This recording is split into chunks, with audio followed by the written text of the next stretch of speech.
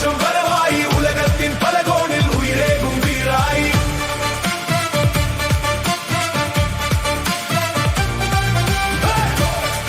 Hello, good evening.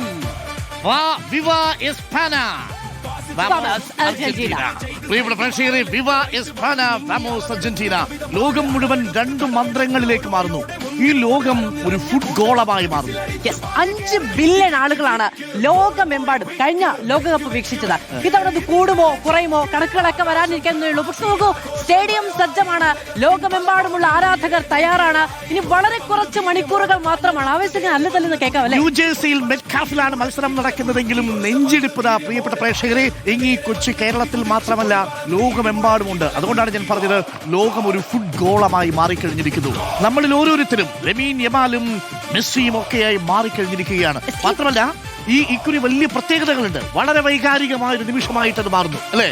തീർച്ചയായും. കാരണം ഒരാൾ മിശിഹ എന്നറിയപ്പെടുന്ന ഒരാളാണ്.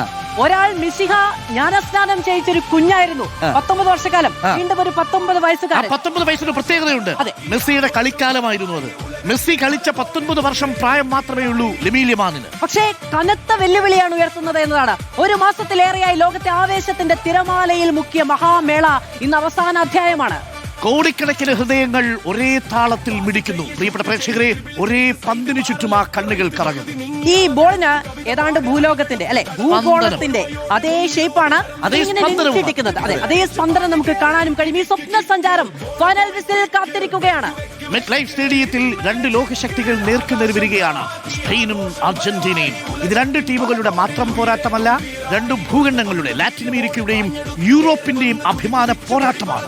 ലോക ഫുട്ബോളിന്റെ സിംഹാസനത്തിൽ ലാറ്റിൻ അമേരിക്കയുടെ ആധിപത്യം തുടരുമോ, അതോ യൂറോപ്പിന്റെ ശക്തി വീണ്ടും കിരീടം സ്വന്തമാക്കുമോ എന്ന ചോദ്യത്തിനുള്ള ഉത്തരം ഇന്ന് കിട്ടും നമുക്ക്.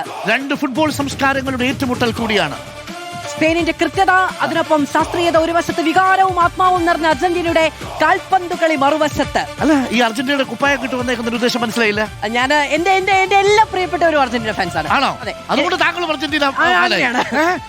എല്ലാ പ്രിയപ്പെട്ടവരും അർജന്റീനയുടെ ഫാൻസ് ആണ്. പക്ഷേ ഞാൻ സ്പെയിനാണ്. എന്റെ കുഞ്ഞ് ആദ്യമായിട്ട് അർജന്റീന എന്ന രാജ്യത്തിന്റെ പേര് കേൾക്കുന്നത് ഈ വേൾഡ് കപ്പ് കാലത്താണ്. മെസ്സി എന്നൊരു മനുഷ്യൻ ഈ ലോകത്ത് ജീവിച്ചിരിക്കുന്നുണ്ട് എന്നും അതെന്റെ അച്ഛൻ ഏറ്റവും പ്രിയപ്പെട്ട ആളാണെന്നും മനസ്സിലാക്കുന്നത് ഇങ്ങനെയാണ്. പക്ഷേ സ്പെയിൻ എന്നുള്ളത് ഒരു സ്പാനിഷ് എന്നുള്ളത് ഏറ്റവും മനോഹരമായ കവിതകളുടെ, ഏറ്റവും മനോഹരമായ നോവലുകളുടെ, ഏറ്റവും മനോഹരമായ സാഹിത്യ സൃഷ്ടികളുടെ പേരായി നമ്മൾ കേട്ടിട്ടുണ്ട്. അതുകൊണ്ട് സ്പെയിൻ ലോകത്തിനെ തന്നെ ഒരു കാലഘട്ടത്തിൽ, ഒരുപക്ഷെ കൊളോണിയലിസം എന്നും ഒക്കെ നിങ്ങൾ പറഞ്ഞേക്കാം, എങ്കിൽ പോലും ആ സ്പെയിനിൽ സാഹിത്യമുണ്ട്, സ്പെയിനിലും ഉണ്ട് കവിത. കോളനിയാക്കിയ ഒരു കാലം അർജന്റീനയ്ക്കുണ്ട്. അവിടെ നിന്ന് അവർ സമരത്തിലൂടെ നേടിയെടുത്ത സ്വാതന്ത്ര്യവും സ്വത്വവുമാണ് അവർക്ക് ഇന്ന് അവകാശപ്പെടാനുള്ളത്. അതുകൊണ്ട് ഇത് ഒരു സ്വാതന്ത്ര്യ സമരമായി കൂടി വേണമെങ്കിലും മാറാം. തീർച്ചയായിട്ടും. അതുകൊണ്ട് തന്നെ അർജന്റീനയ്ക്കൊപ്പം ആരാധകർ നിൽക്കുന്നതിന്റെയും കഥ അതുതന്നെയാണ്. പ്രിയപ്പെട്ട പ്രേക്ഷകരെ, അപ്പോൾ ആരാണ് വിജയി എന്ന് പ്രവചിക്കാൻ കഴിയാത്ത നിമിഷത്തിൽ തന്നെ നമ്മൾ നിൽക്കുന്നു. അതും ഏറ്റവും വൈകാരികമായ ഒരു നിമിഷത്തിലേക്ക് എല്ലാ കണക്കുകൂട്ടലുകളും മറിച്ചെഴുതാൻ പ്രതീക്ഷകളുമായി നമ്മളിവിടെ പ്രിയപ്പെട്ട പ്രേക്ഷകരെ നിൽക്കുകയാണ്. ഇനി ആ പ്രതീക്ഷകൾക്ക് ചിറക് നൽകുന്നത് കളിക്കളത്തിലെ അവരുടെ പോരാട്ടമാണ്, ഓരോ നിമിഷവുമാണ്. കിക്ക് ഓഫ് വിസിൽ മുഴങ്ങാൻ 4.5 മണിക്കൂറിന്റെ അകലം മാത്രമാണുള്ളത്. ഹൃദയതാളം നിയന്ത്രിച്ച് ഇമ വെട്ടാതെ കാത്തിരിക്കാം. തുടങ്ങാം ദ ഫൈനൽ ഡാൻസ്.